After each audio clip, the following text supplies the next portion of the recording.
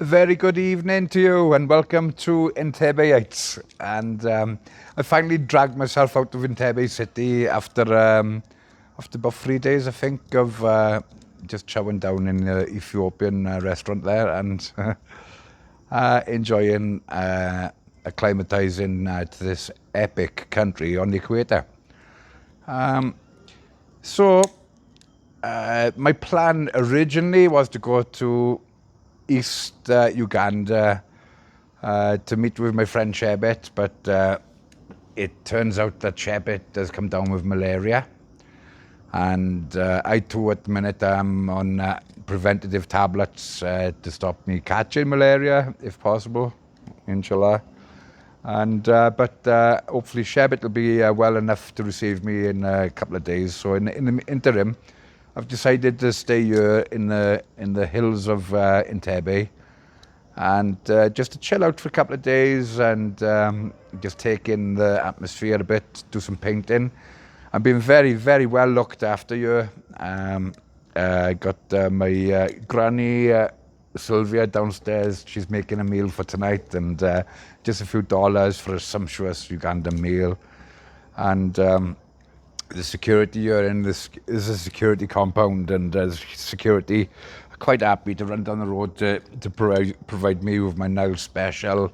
Very, very helpful, and I'm relishing this. The ambient temperature is beautiful.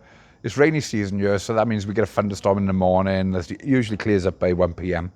and it's beautiful rain. You know, it's tropical rain. It's it's delightful. The other thing I wanted to mention is a beautiful bird. I have no idea what it is, but it's very exotic, flying through the sky there.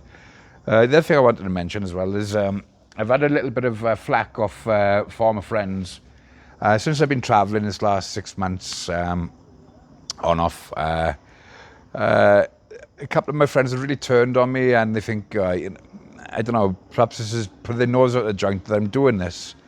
And it shouldn't really, because what I hope to achieve by doing this and doing these videos is perhaps I can inspire someone else to get off this sofa, just buy a plane ticket and come and live in absolute opulence, really, you know, in a lovely, big, clean apartment,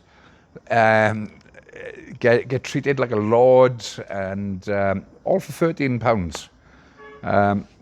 £13 plus a couple of dollars for your meal, you know, and they'd really look after you. They run around, try to accommodate you, and they're so like all the countries I've visited, incredibly kind and hospitable to foreigners. If only we could learn something from that.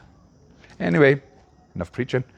Another thing I want to talk about, apart from the envy this is kicking up, and it shouldn't be, because you know I'm open to instruct people how to do budget backpacking for a couple of quid. You know, what would it cost you to come to Uganda? Maybe it'll cost you 200-300 quid for an airplane ticket, and then you live like a king for 400 for the month, and you throw in like a couple hundred. So for a grand, you could live like an absolute king in Uganda for an whole month, and probably come back with change and a lot of memories. And part of the reason I'm doing this is because my long-term dream is I'm starting a business on the internet, and so that throws up all kinds of opportunities. I can become a digital nomad, and what that basically means, if you're not familiar with the term, is wherever I've got an internet connection, that can be my office. So this can be my office for £13 a night, or it could be in Sarajevo, or it could be in Egypt, or it could be anywhere. And so that is I'm pathfinding and testing the internet, testing the feasibility. Like, for instance, electric goes out in Uganda quite frequently in the wild parts near the UN compound where the president resides. Yeah, the internet is on 24/7. Out here, I think the electric goes off every time there's a big rain. The electric goes off for a couple of hours, no problem. No one cares. I don't care. We've got batteries and, you know. Anyway, yeah, so my original plan was to go into East Africa. I'm doing like a bit of meeting up with a friend, Shebet, who runs a special care centre in the East there, and I've been invited to visit there. Something I'm very excited about doing. And but he's come down with malaria. Yeesh. It's a rainy season, so yeah, malaria is always, this is the equator after all. So I'm on malaria tablets now to prevent malaria, hopefully. I'm waiting for Shebby to get well so I can join him in the East. In the meantime, I'm just going to enjoy myself here because it's so tranquil. I'm right on the edge of Lake Victoria.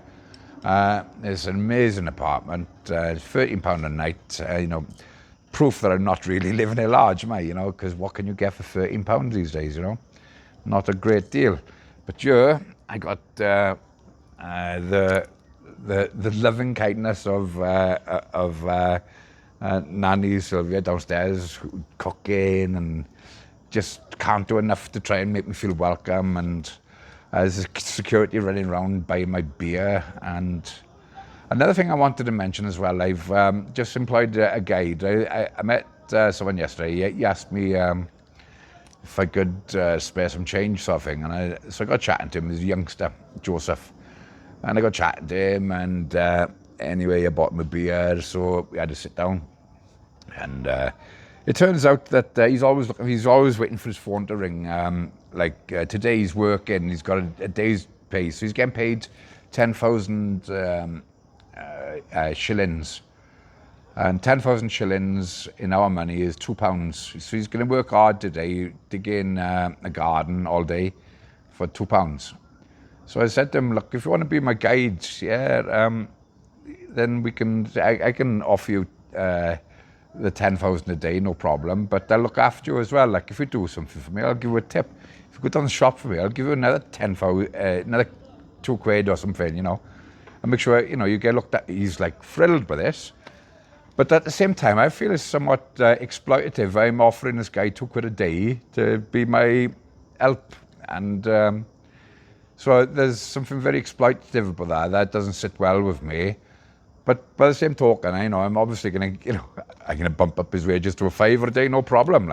But for him, that is a dream come true.